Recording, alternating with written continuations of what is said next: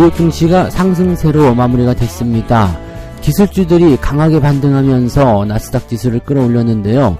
애플이라든지 또는 엔비디아 등등 이 반도체 관련 종목군들의 상승률이 굉장히 좋았고요. 기술주들이 전체적으로 올라오는 분위기가 만들어지면서 투자자들의 심리를 한껏 끌어올리는 모습입니다. 여기에는 이제 TSMC의 실적 개선 소식이 전해졌기 때문인데요. 자, 반도체 관련주들의 움직임들 어제부터 조금씩 있었습니다만은 기대치들이 높아지고 있는 이 부분들 같이 알아보도록 하고요. 최근에 환율이 계속적으로 상승세를 보이고 있죠. 날개 없는 추락이다, 킹달러의 귀환인가 등등 여러가지 얘기가 있습니다. 아무래도 이제 금리와 관련된 부분에서의 부담감들이 좀 있었을 것이다 보여지고요. 우리나라뿐만 아니라 전 세계의 이런 현지 통화들이 좀 안 좋은 모습 보이고 있었는데요. 자, 어떠한 이유 때문인지 또 우리나라는 원화, 즉 환율의 상승이 지속될 것인지에 대해서 좀 알아보고요. 주가 조작이 발견이 되면 이제 부당이득의 2배에 해당하는 과징금을 물어야 한다, 이런 얘기가 나왔습니다. 진작에 이렇게 했어야 되는 부분이긴 합니다만 이제는 주가 조작으로 부당이득을 취하게 되면 2배까지 이 과징금을 물게 돼서 파산할 수 있다, 이런 얘기 나오는데 실효성이 있는 것인지 또 어떤 식으로 적용이 되는 것인지 이런 부분 알아보고요. 주가 조작 정말 있으면 안 되겠죠? 자, 이런 부분에 대해서 자세하게 알아보도록 합니다.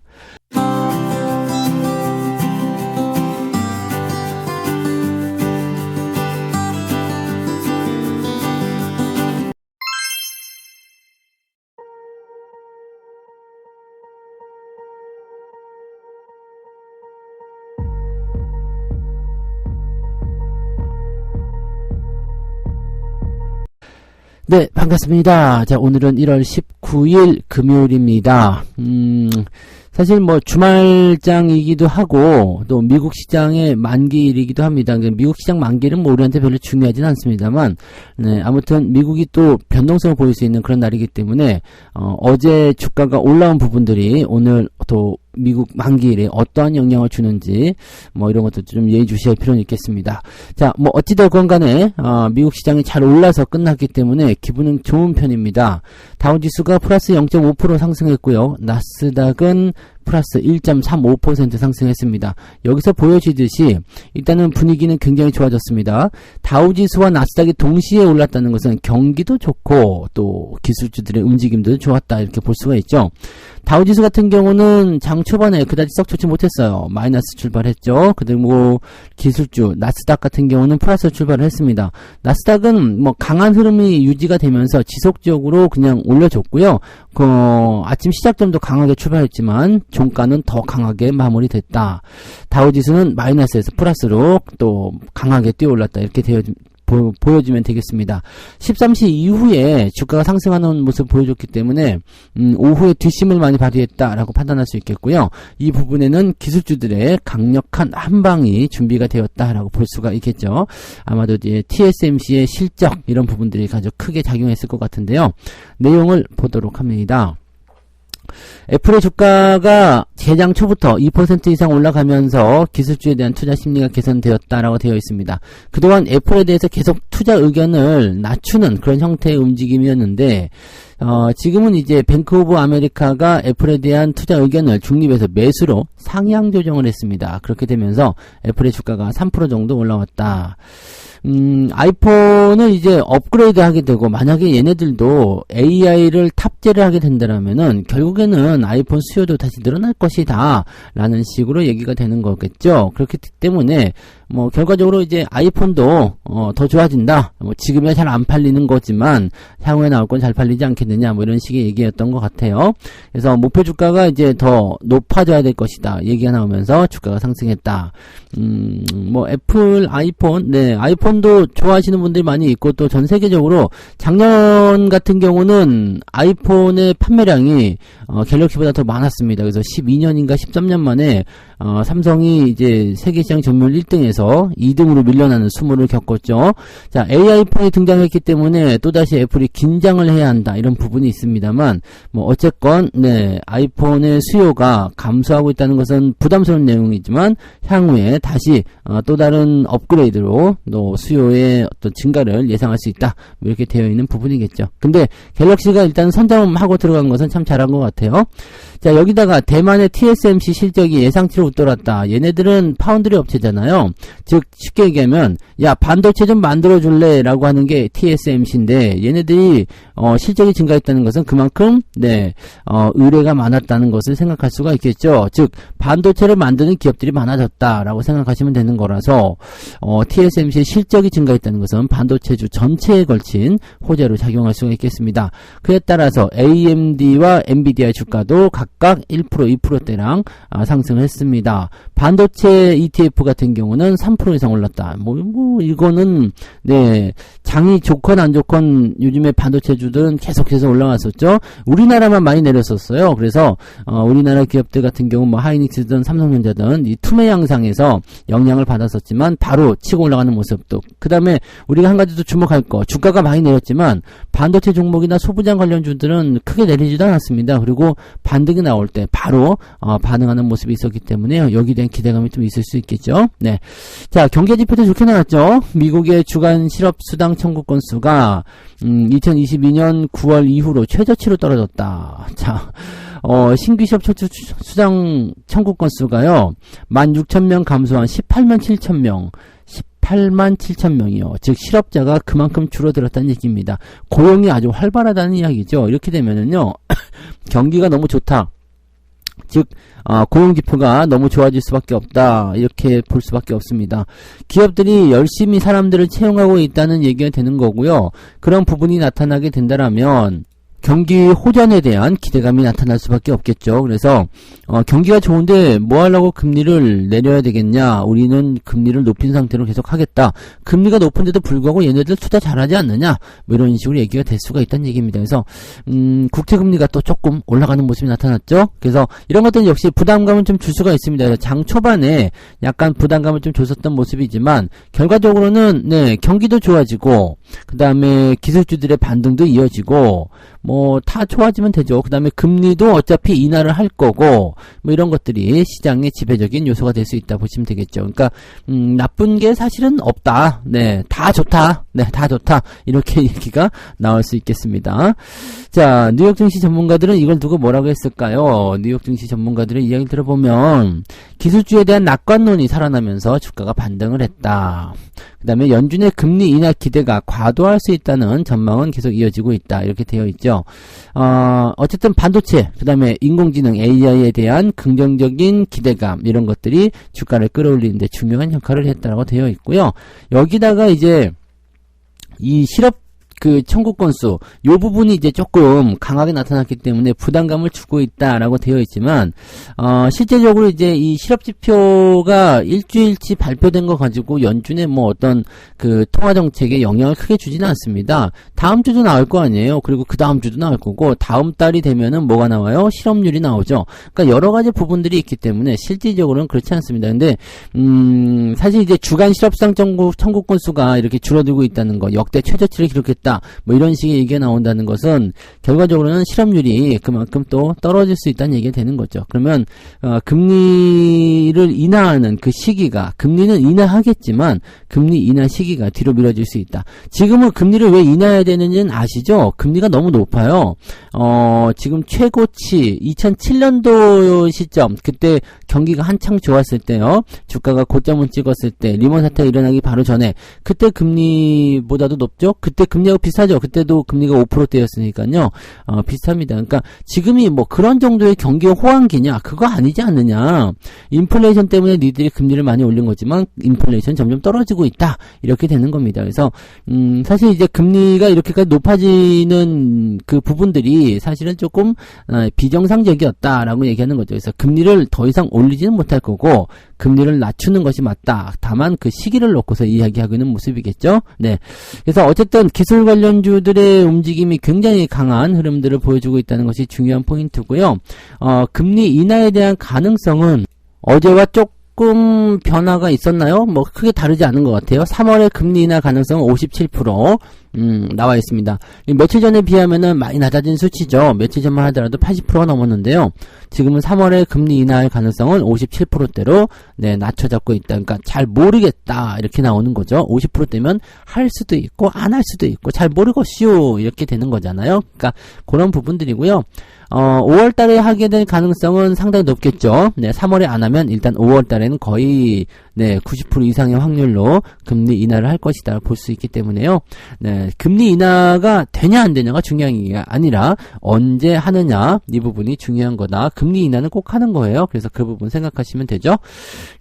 전체적으로 보면은 좋은 소식이 있었기 때문에 국내 증시도 반등이 이어질 것 같은데 주목을 해야 되는 것은 어디라고요? 반도체입니다. 자, 언제까지 이야기를 계속 해야 될지 모르겠습니다만 아무튼 가는 동안은 반도체가 계속 주도를 하게 될 겁니다. 시장이 뭐 3000포인트를 넘어가는 시점부터는 반도체에 대해서 약간 경계심이 들지도 모르겠습니다만 그 전에는 반도체가 계속 주도를 해야 돼요. 그래서 삼성전자 하이닉스 계속 보셔야 되고 만약에 내가 삼성전자 하이닉스 갖고 있는데 주가가 크게 떨어졌다. 그러면 무조건 매수를 하셔야 됩니다. 그래서 이런 부분들은 이제 계속 이어지고 있다는 것만 꼭 기억하시고요. 나중에 시간이 많이 흐른 다음에 아유 그때 살 걸 이런 생각들 하시는 거 아무 소용없다는 거 아시죠?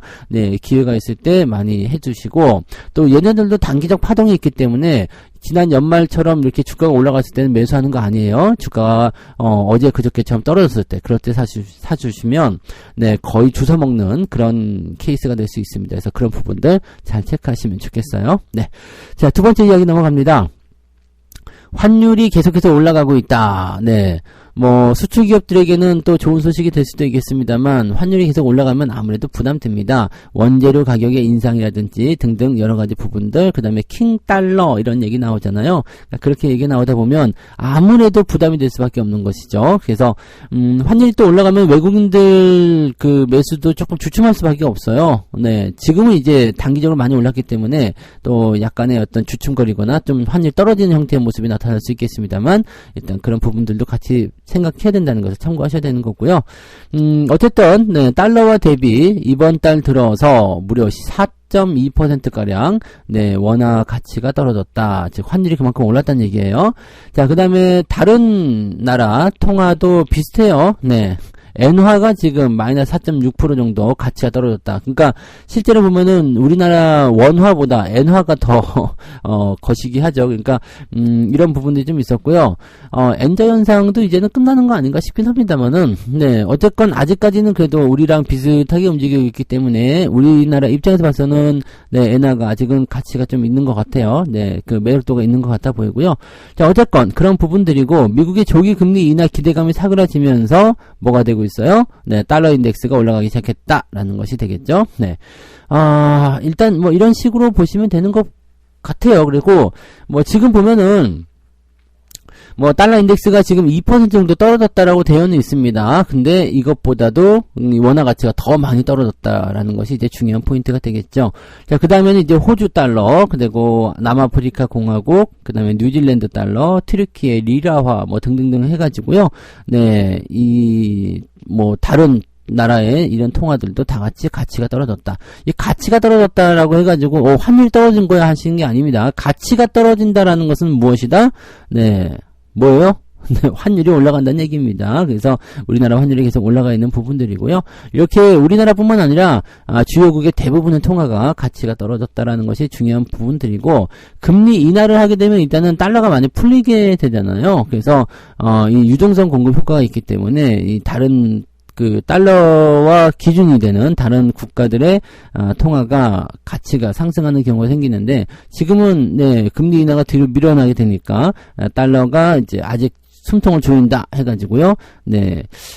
킹달러의 어떤 움직임이 나타날 수 있다 이렇게 얘기되는 거죠. 이런 킹달러 같은 경우는요, 이제는 끝났다 봐야 돼요. 킹달러 시대는 저물었고요.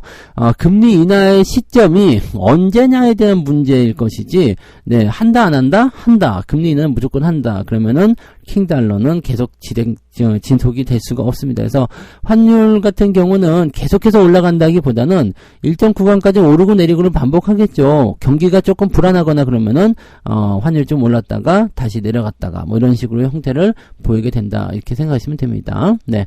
그래서 외환시장 전문가들은 뭐라고 하고 있느냐?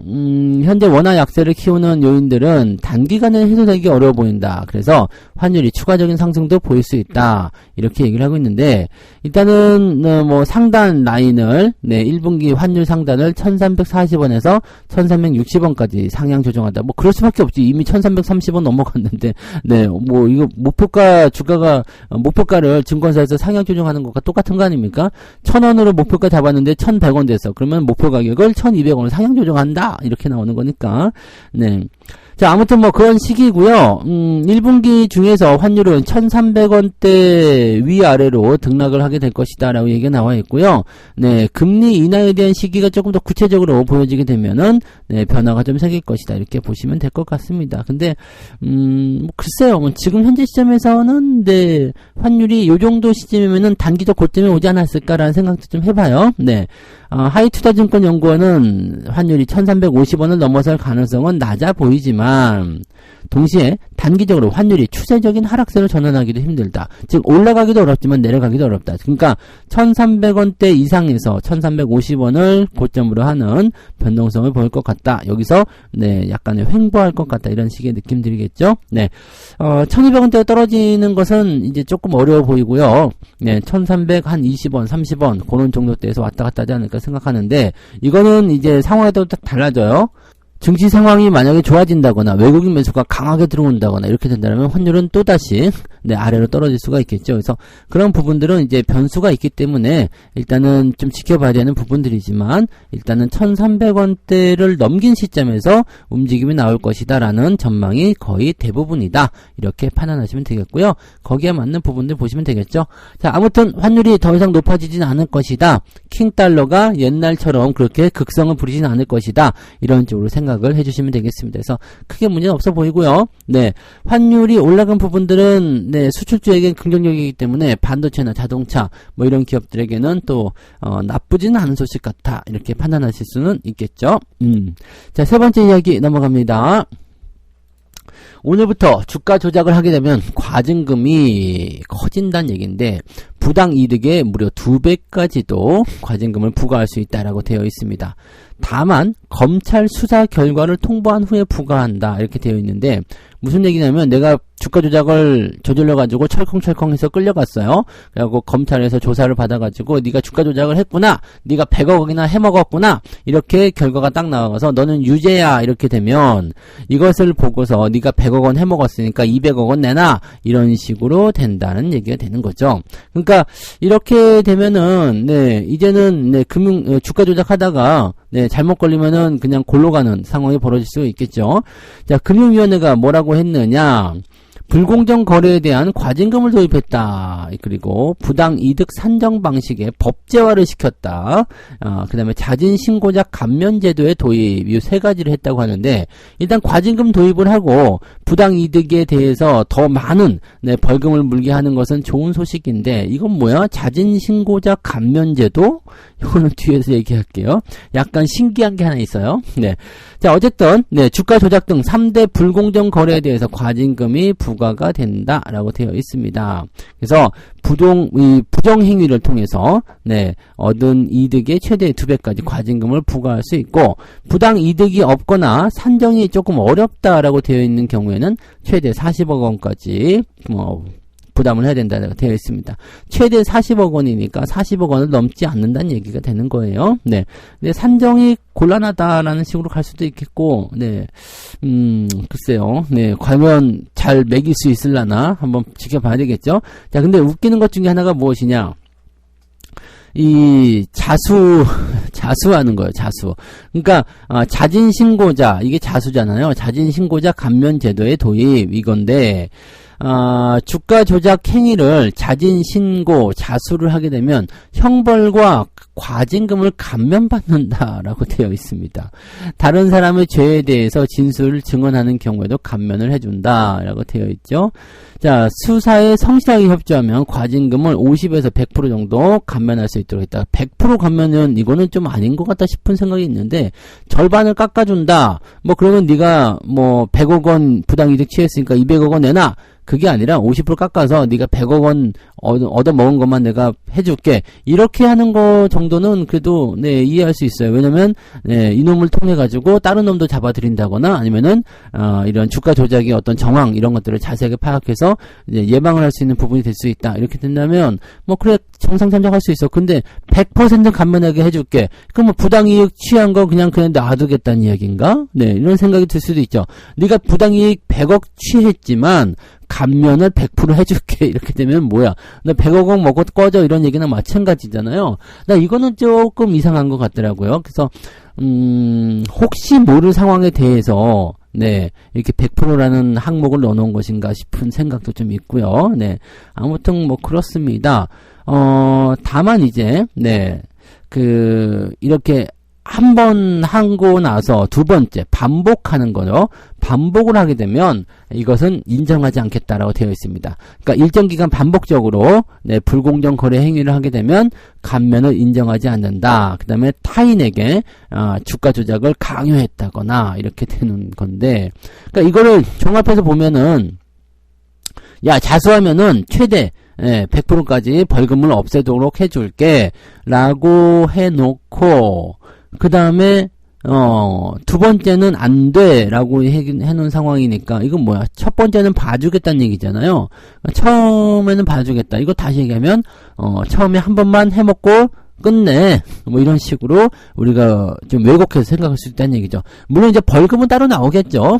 과징금하고 또 벌금하고는 또 다를 테니까 그건 또 따로 나오겠습니다만 벌금이 워낙 약하잖아요. 그래서 이렇게 되면은 뭐 한탕을 더 크게 해먹는 거지. 뭐 1000억 정도 해먹고 네, 벌금 한 500억 내고 뭐 과징금 감면 받고 500억 가지고 뭐 이럴 수도 있다는 거 아닙니까? 그러니까 사실 저런 감면 이런 것들은 있으면 안 되지 않나요? 뭐 수사에 협조했든 말든 간에 뭐 감면을 못 하려고 해주는 거지. 네, 이 주가 조작은 정말 나쁜 짓이에요. 이게 지 하나 잘 먹고 잘 살자고 그냥 모든 사람들 그 주식에 투자하는 정말 선량한 사람들 이거는 완전 뭐 날벼락이나 마찬가지죠. 우리가 주가 조작을 알 수 있는 것도 아니고요. 그러니까 거기서부터 한 대 얻어 맞아버리게 되면은 네, 이거 뭐 재기가 불가능한 이거 사기나 마찬가지 아닙니까? 사기죠, 사기.